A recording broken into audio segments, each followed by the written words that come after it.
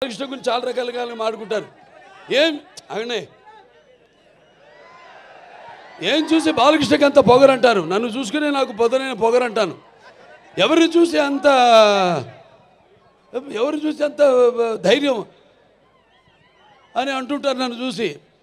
అప్పుడు నేను అంటాను, బాబు నా ఏదైతే నిజస్వరూపంతో అదే నన్ను ఉసుగొల్పే ఒక విప్లవంగా అడుగడుగునా నేను నడుస్తానని నేను చెప్తూ ఉంటాను.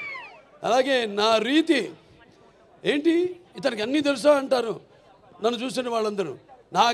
నన్ను నేను తెలుసుకునే కంటే పెద్ద విద్య లేదని ఒక సవాలుగా నిలబడతాను.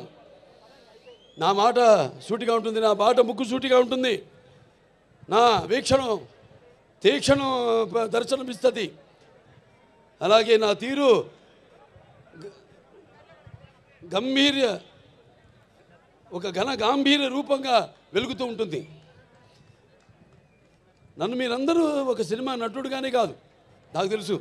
ఎందుకంటే నాలో ఉన్న ఒక మానవత్వం అయితేనేమి, నా వ్యక్తిత్వం అయితేనేమి, నాలో ఉన్న నీతి నిజాయితీ నిబద్ధత అయితేనేమి, లేకపోతే నాలో ఉన్న నిష్కల్మషం అయితేనేమి, వీటిలన్నిటితో ఇప్పుడే కాదు ఇంకా ముందు ముందు తరాలు కూడా నా అభిమానులు పుడుతూనే ఉంటారు. అంటే ఆత్మాభిమానమే నా చిరునామైనప్పుడు ఆత్మవిశ్వాసంతో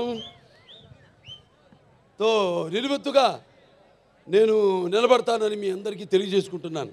అదే మీరు హిందూపురం ప్రజలందరూ కూడా అవే చూపారు. మీరు కూడా ఆదరాభిమానాలు ఏదైతే నేను నాలో ఉన్న కోణాన్ని చెప్పాను, కోణాలన్నీ అలాగే మీరందరూ కూడా ఆ నీతి నిజాయితీ నిబద్ధత, ఆ నిష్కల్మషం, ఆ నా వ్యక్తిత్వాన్ని గౌరవించి ఆదరించి మీరందరూ కూడా మూడోసారి ఒక నటుడైనంత మాత్రాన ఎమ్మెల్యే అవ్వాలని లేదు. వరుసగా ఎంతోమంది వచ్చారు రాజకీయాల్లోకి, ఇవాళ నామరూపాలు లేకుండా పోయారు, అడ్రస్ లేకుండా పోయారు. కానీ ఇవాళ ఇక్కడ పనులు చేశాం కాబట్టి నన్ను గెలిపించారు. ఊరికేదో సినిమా యాక్టర్ లేకపోతే రామారావు అబ్బాయి అయినంత మాత్రాన పనులు చేయాలి. ఎంతో కొంత మనం సమాజానికి కూడా మన వంతు బాధ్యత ఉంది ప్రతి ఒక్కరి మీద. అందరూ కూడా మన వంతు మనం సంపాదించిందే కాదు, ప్రజలకి ఎంత మనం తిరిగి సమాజానికి ఇచ్చాం అన్నది చాలా ముఖ్యం.